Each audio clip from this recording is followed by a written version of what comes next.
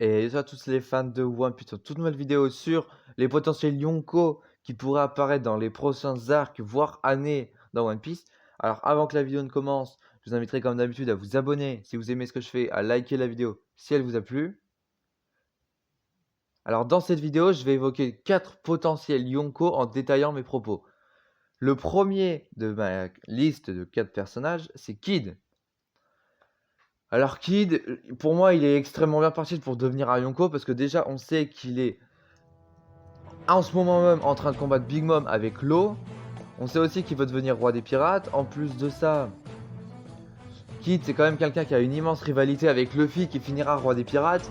Donc il y a tous les arguments pour que Kid devienne un Yonko. Maintenant, après, comme je l'ai dit, il est avec Law contre Big Mom. Ce qui veut dire que ils vont la faire tomber parce que c'est deux supernovas qui sont pas non plus extrêmement faibles. Donc un petit power-up pour les deux sans même avoir un putain de power-up à la Luffy contre Kaido. Ils vont la battre. Mais le truc qui va se passer, c'est que Big Mom a une seule place de Yonko. Donc Big Mom est déchu, faut qu'il y en ait un des deux qui remonte. Et ça, je vais en parler juste après, en parlant aussi de Kaido. Alors pour lui, c'est un peu comme Kid. En tant que rival de Luffy de Kid, le truc c'est que à l'heure actuelle, c'est Law et Kid contre Big Mom, comme je me répète. Donc s'ils la battent, ils sont toujours deux, comme je me répète encore. Sauf qu'après, on va venir me faire chier en commentaire. Du coup, s'ils la font tomber, il y en a un des deux qui prendra sa place, sauf que pas les deux. Mais les deux auront à peu près la même importance dans le combat, donc ça va être compliqué de trouver un départage. Et je crois que je l'ai trouvé. Sachant que Luffy va battre Kaido, ça c'est sûr, parce que Luffy bat toujours le boss final de l'arc. À part à Marineford et à Sabondi, normalement il bat tout le temps. Et bah du coup, ce qui va se passer, c'est que, ok, Luffy bat Kaido, Kaido est déchu. Kid plus Law bat Big Mom est déchu. Big Mom plus Kaido, ça fait 2. Law et Kid sont 2. Luffy ne veut pas être un Yonko, lui ce qu'il veut c'est 3 des pirates. Donc tac, 2-2, les deux prennent la place.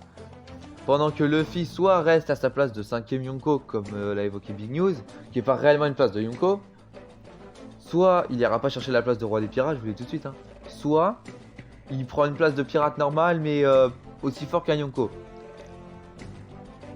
Mais après, ce que je me dis aussi, c'est que ça va être assez compliqué parce que si Kid et Law battent Big Mom, c'est qu'aucun des deux n'est capable de la battre en un contre un en combat singulier.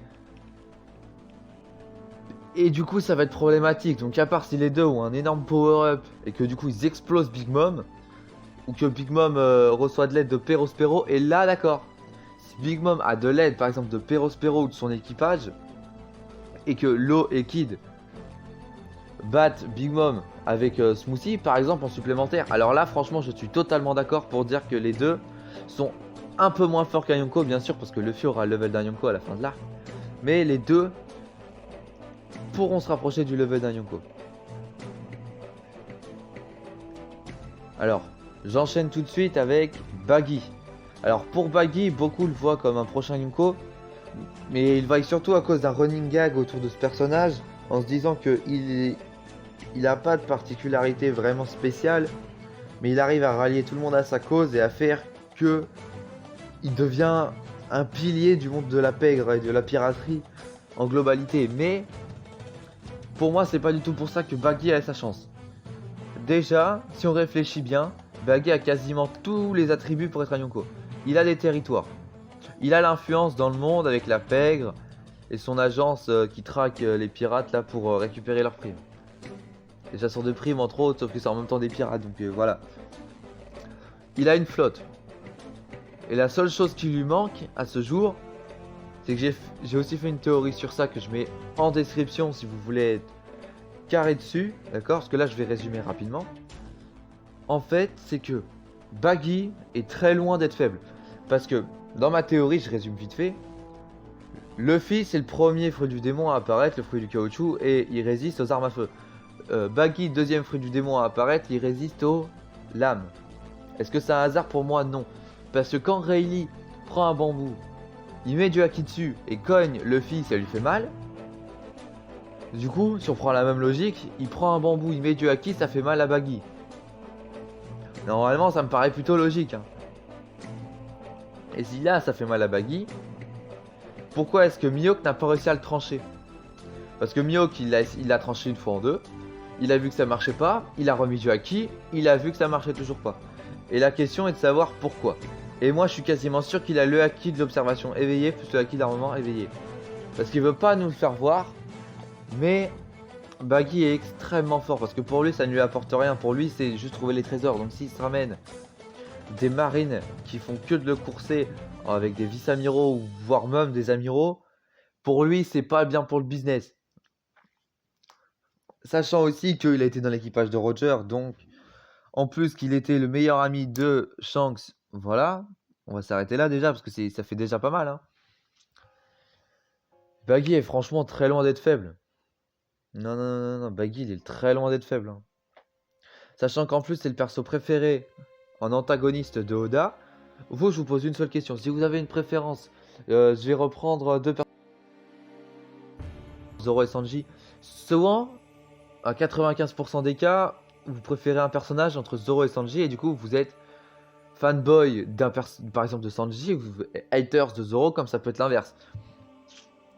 Sauf que du coup, si vous préférez par exemple Zoro à Sanji, vous allez préférer que Sanji soit beaucoup moins puissant qu'il devrait parce qu'il doit être en rivalité avec Zoro. Du coup, il est beaucoup moins puissant que ce qu'il faudrait. Ou alors c'est Zoro qui est beaucoup plus puissant que ce qu'il faudrait pour mettre de la marge à Sanji et prouver qu'il n'y a plus de rivalité et que c'est bien lui le meilleur. Et ça, c'est juste pour supporter le perso qu'on préfère. Et ça, c'est surtout de la psychologie en fait. Vous vous en rendez peut-être pas compte, peut-être que vous vous en rendez compte, ça je sais pas. Mais pour Oda, c'est pareil. Baggy, c'est le perso préféré en antagoniste de sa part. Donc, excusez-moi, mais pour le méchant préféré d'un manga aussi long que One Piece, qui n'est même pas encore terminé avec un nombre d'antagonistes énorme, ça me paraît quand même assez compliqué de pas le mettre assez haut. Alors pour terminer cette vidéo, je vais parler de King. Alors j'ai précisé qu'il y avait aussi 3 Yonko juste avant de parler de King. Hein. Avant l'ère qu'on connaît actuellement. Hein, parce que c'était Roger, Barbe Blanche, Shiki. Parce qu'il a dit qu'il contrôlait les mers du monde. Donc c'est l'équivalent du titre de Yonko. Puis Roger, ce qui s'est passé, c'est qu'il est passé roi des pirates. Et à ce moment-là, Big Mom est arrivé sur le devant de la scène. Et on peut clairement penser qu'elle est devenue Yonko à ce moment-là. Parce que c'est le moment où elle a explosé et qu'elle est devenue hyper influente. Enfin, tout ce qui entoure un Yonko. Et au devant de la scène, après on a Shiki qui a disparu. Après qu'il soit allé voir Barbe Blanche. Après qu'il soit aussi évadé. Du coup après on a plus entendu parler de lui. Et à ce moment-là on a Kaido qui arrive au sommet de la piraterie. Parce que bien sûr le Kaido qui a galéré à battre Moria, il est loin du niveau de Yonko, excusez-moi. Et même si on sait qu'il y a beaucoup d'écart entre un Yonko et un second, ils peuvent facilement être comblés en fait.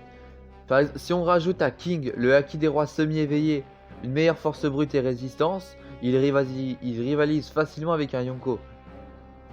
Et je l'ai mis au lieu de Katakuri, parce que l'on sait surtout que, en fait, le problème de Katakuri, c'est que ça me paraît trop compliqué pour lui qu'il puisse arriver au niveau de Yonko. Déjà, il a 55 ans, donc c'est pas comme s'il en avait 40, hein, parce que même à 40, t'es à peu près vers ton prime. Donc t'as encore peut-être un peu de marge de progression avant de stagner. Alors que quand t'as 54 ans, ta marge de progression est tellement réduite que c'est compliqué pour arriver à augmenter en puissance. C'est comme beaucoup se disent que Sakazuki a augmenté en puissance pendant l'ellipse. Non, c'est pas possible. Sinon on a qu'à dire que Garp a pris en puissance alors que le gars a quasiment 80 ans. C'est pas possible en fait. Donc si on prend un exemple Katakuri, le problème de Katakuri c'est qu'on a bien vu que contre son combat contre Luffy, un coup de Luffy en forme normale ça lui fait mal et un coup de Luffy en Gear 4 ça lui fait très mal et un coup en Snake Man c'est entre les deux, ça lui fait mal, sauf qu'il peut en mettre plus donc c'est plus rentable pour Luffy. Sauf que ce qui se passe c'est qu'il a une résistance qui n'est pas énorme. Elle est pas très élevée sa résistance. Hein. Parce qu'on prend King, on lui met un Kong Gun dans la gueule, prend pas un méga de dégâts, hein. Il en prend pas énormément. Hein. Parce qu'il a un Zoan qui est ultra résistant. Et à côté de ça, il a sûrement une force brute que peut-être Katakuri n'a pas. Donc pour moi, si King, on part du principe qu'il a 40 ans, il a toutes les qualités pour être le prochain Kaido. Parce que déjà, même caractère, King, Zoan, antique, Kaido, Zoan mythologique, on est quand même dans les Zoan de première classe. Après ça, King, c'est sûrement un expert en acquis de l'armement parce qu'il a l'air d'être assez brutal, on va dire. Surtout s'il se bat contre Zoro, qui est un des... où c'est le acquis de l'armement son point fort. C'est assez compliqué, donc pour moi, c'est totalement possible. Et il peut vraiment avoir 40 ans parce que quand il était contre Oden, il était déjà là. Mais il avait pas 3 ans non plus. Mais pour moi, s'il a genre 43 ans, 44 ans, ça peut encore passer. Ce qui ferait qu'il pourrait devenir le nouveau Kaido, devenir empereur. Bien sûr, à un peu de temps, il viendra pas empereur dès que Kaido se fera tomber. Faut réfléchir, il y aura une petite remontada. C'est comme par exemple pour Big Mom, Kaido, Shiki ou Barbe Blanche. Après que les Rocks aient été dissous, ils ont chacun pris leur chemin. Et il a fallu qu'ils repartent de rien pour remonter au sommet. Bah là, ce sera pareil pour lui.